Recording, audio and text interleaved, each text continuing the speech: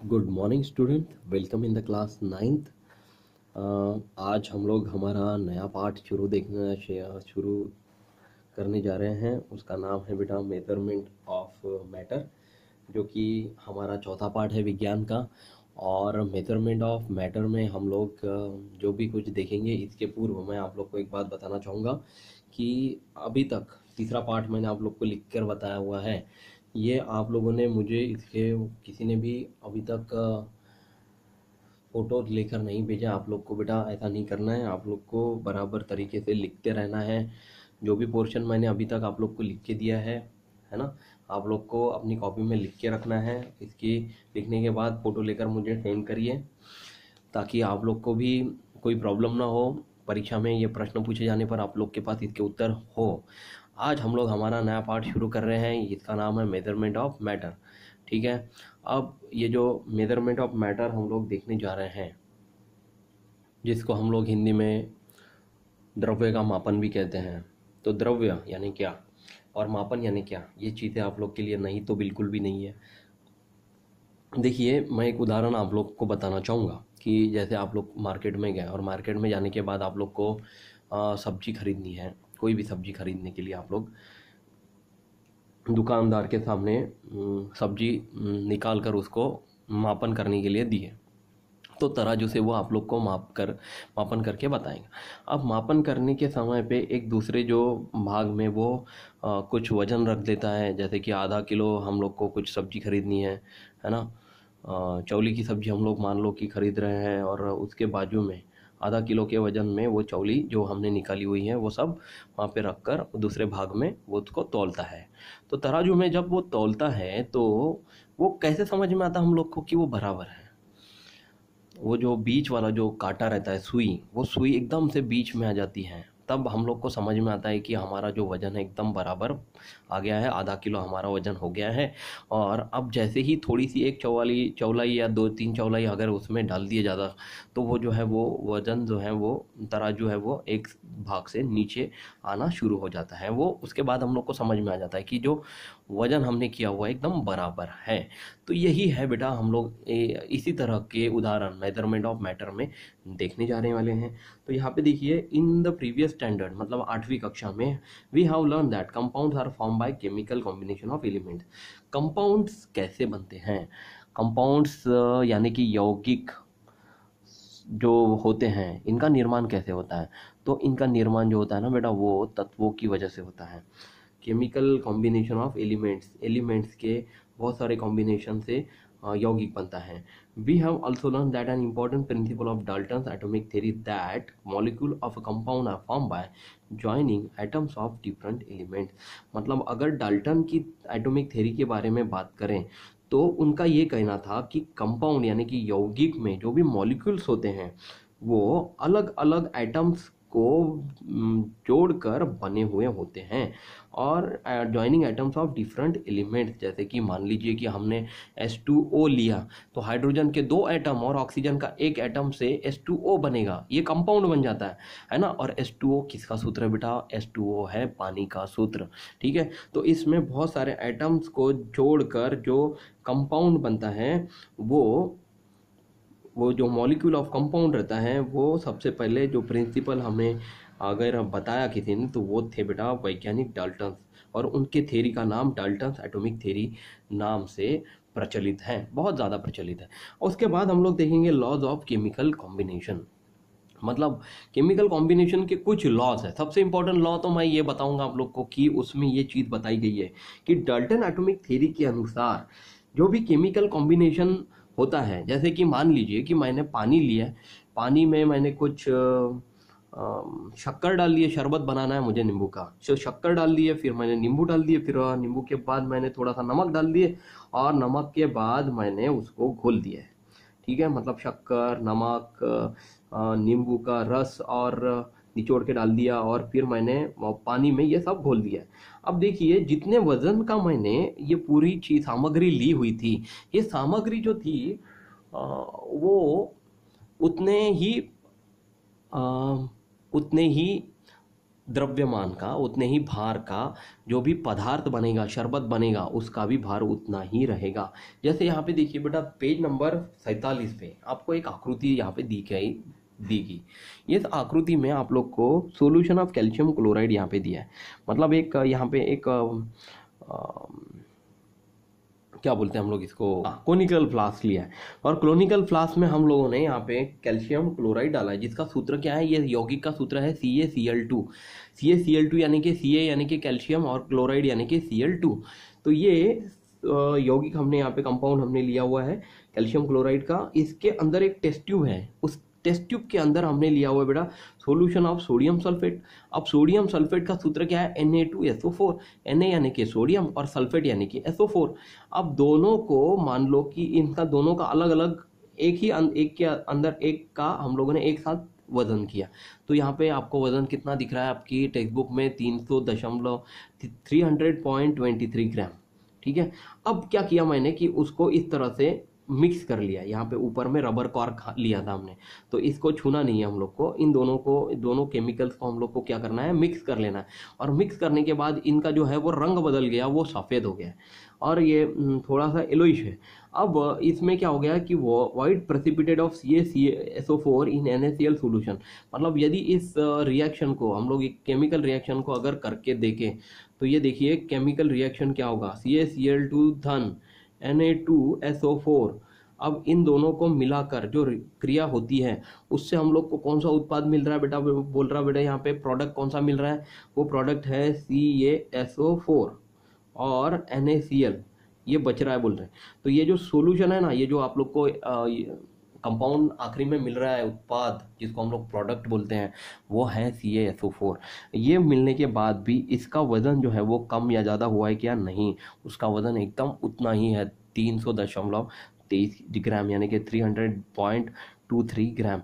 तो ये देखिए, इसको अगर हम लोगों ने हल करके देखा तो ये जो इक्वेशन है ये इस तरह से आप लोग को मिल रहा है। यहाँ पे देखिए, इसको थोड़ा सा मैंने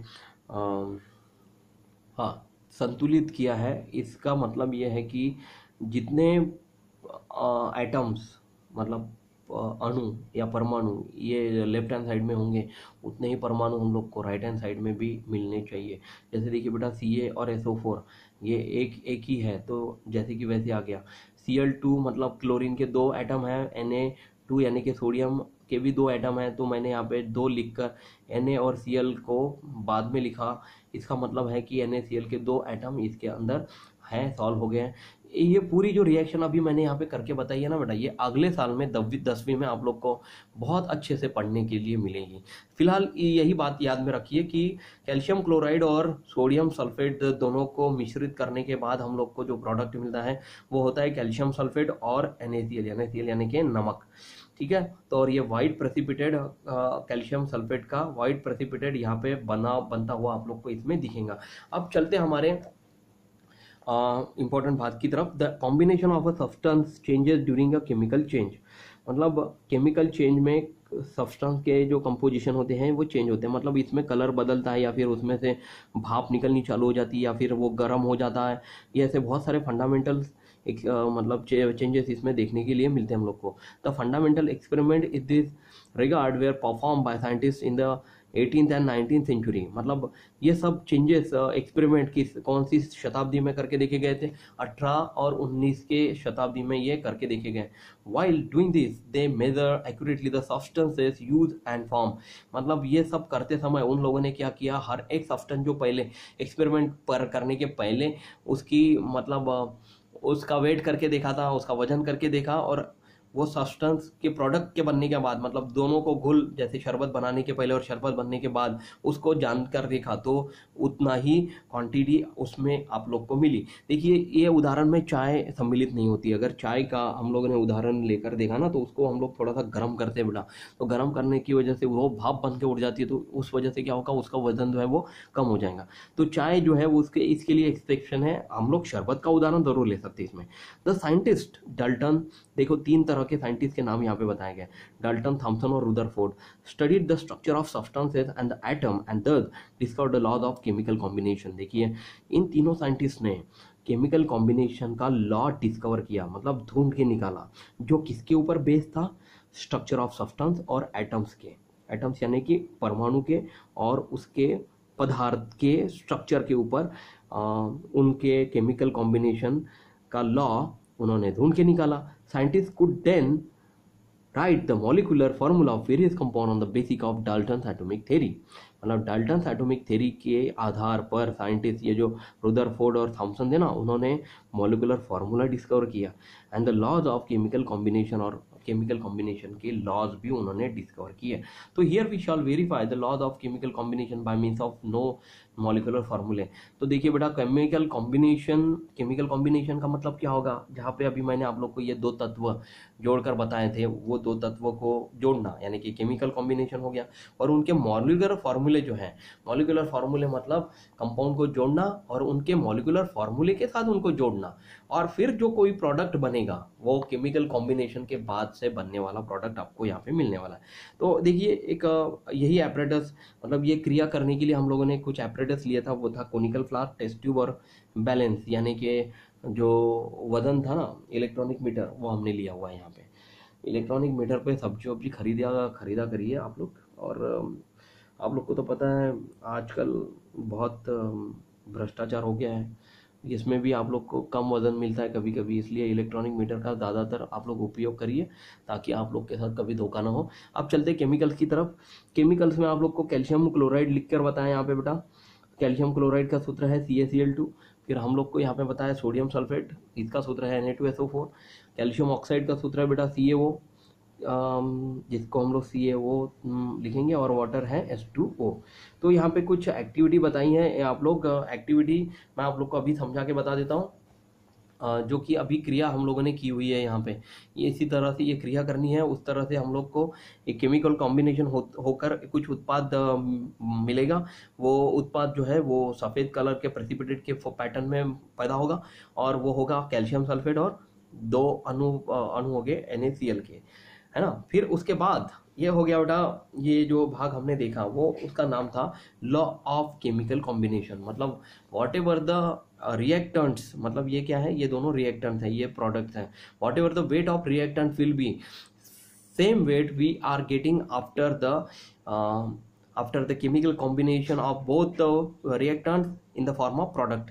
मतलब समान वेट में हम लोग को प्रोडक्ट्स के फॉर्म में वो हम लोग को मिलेगा। उसका वजन ना कम होगा ना ज़्यादा होगा, वो उतनी के उतना ही होगा। उसके बाद हम लोग चलते बेटा हम लोग law of conservation of matter की तरफ।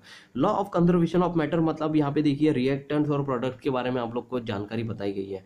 इसका मतलब ये होगा कि in a chemical reaction the total weight of the reactant is same as the total weight of the product। मतलब जैसे कि मैंने आप लोग को एक उदाहरण बताया, वो शरबत वाला। शरबत के लिए हम लोगों ने इंग्रेडिएंट्स यानी कि सामग्री कौन कौन सी ली थी, पानी, शक्कर, नमक और नींबू। इन सब का वजन कर लीजिए आप लोग, नींबू का रस लेना है, नींबू नहीं। इन सब का वजन करिए। उसके बाद जो वजन हम लोगों ने रिएक्टेंट्स का लिया होगा उसको घोलने के बाद प्रोडक्ट्स में भी उतना ही वजन आप लोग को मिलेगा, form due to the chemical reaction, and this is called the law of conservation of matter. Law of conservation of matter आपको ये कहता है कि जब भी हम लोग रिएक्टेंट्स में, मतलब हम लोग इसको अभिकारक या अभिकारी पदार्थ भी कहते हैं, और रिएक्टेंट्स में जो भी पदार्थ हम लोग लेंगे उसके बाद उसको घोलने के बाद, उसको मिलाने के बाद, दूसरे प्रोडक्ट का मतलब रिएक्टेंट के साथ घोलने मिलाने के बाद जो प्रोडक्ट बनेगा, जिसको हम लोग हिंदी में उत्पाद कहते हैं, उन दोनों का वजन एक जैसा ही होगा। ठीक है। तो इन द वो activity the mass of the original matter and the mass of the matter newly form as the result of the chemical change are equal. In 1785 the French scientist Antoine Lavoisier inferred from his research that there is no rise or drop in the weight of the matter during the chemical reaction। देखिए Antoine लेवॉइजर करके एक वैज्ञानिक जो थे, उन्होंने ये बताया कि क्षण मात्र का भी या ड्रॉप मतलब बूंद मात्र का भी अंतर किसी भी पदार्थ में केमिकल रिएक्शन होने के बाद हम लोग को बिल्कुल भी नहीं दिखता। वो जितनी की उतना ही वो होता है जो वेट हमने रिएक्शन करने के पहले लिया था, वो रिएक्शन होने के बाद भी हम लोग को मिलता है। रिएक्शन यानी क्या होता है बेटा, रिएक्शन यानी अभिक्रिया, रासायनिक अभिक्रिया होने के समय पर जो भी हम लोग को इसमें बदलाव मिलेगा वो क्षण मात्र का भी नहीं होगा, वो एक जैसे ही होगा। इसके बाद हम लोग चलते हैं हमारे अगले भाग की तरफ, लॉ ऑफ कांस्टेंट प्रोपोर्शन। तो देखिए कांस्टेंट प्रोपोर्शन के बारे में आप लोग को इसमें बताया गया है कि इन 1794 मतलब 1794 की बात है, तो फ्रेंच साइंटिस्ट जे.एल. प्रॉस्ट, यहाँ पे देखिए उनकी आकृति यहाँ पे बताई गई है, ये है J L. Proust, stated the law of constant proportion as the proportion by weight of the constituent elements in the various samples of the compound is fixed। मतलब इसमें क्या होता है, द प्रोपोर्शन ऑफ वेट, मतलब जो भी वेट हम लोग लेने वाले हैं कोई भी मिक्सचर का, या फिर जैसे कि पानी का उदाहरण मैंने लिया, तो उसमें क्या होता है, हाइड्रोजन और ऑक्सीजन होता है ना, तो उसके जो प्रोपोर्शन होने चाहिए वो क्या होने चाहिए, फिक्स होते हैं। उसके अंदर जो कि हमने वेरियस सैंपल लिए कंपाउंड के, वो क्या होते हैं, अपने आप फिक्स होते हैं, मतलब कम ज़्यादा कुछ भी नहीं होते। इस लॉ को सबसे पहले किसने बताया, फ्रेंच साइंटिस्ट जे.एल. प्रॉस्ट ने। फॉर एग्जांपल यहाँ पे बताया गया है कि अब ये proportion by weight of the constituent of element in the various sample of the compound is fix, ये जो मैंने आप लोग को इंग्लिश में पढ़ के बताया ना, ये आप लोग को नहीं समझ में आया होगा, लेकिन मैं अभी आपको बताता हूँ इसको उदाहरण द्वारा समझा के। Example, the proportion by weight of hydrogen and oxygen in water is 1:8। देखिए बेटा, हाइड्रोजन और ऑक्सीजन का जो प्रमाण होता है पानी में, H2O जो है वो पानी का सूत्र है, मैंने आपको पहले भी बताया कि H का जो होता है इसका प्रोपोर्शन कितना हम लोगों ने एक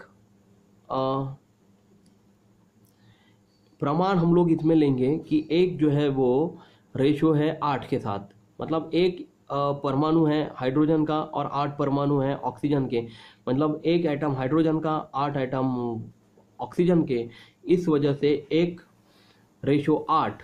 this means that 9 gram water is form by chemical combination of 1 gram hydrogen and 8 gram oxygen.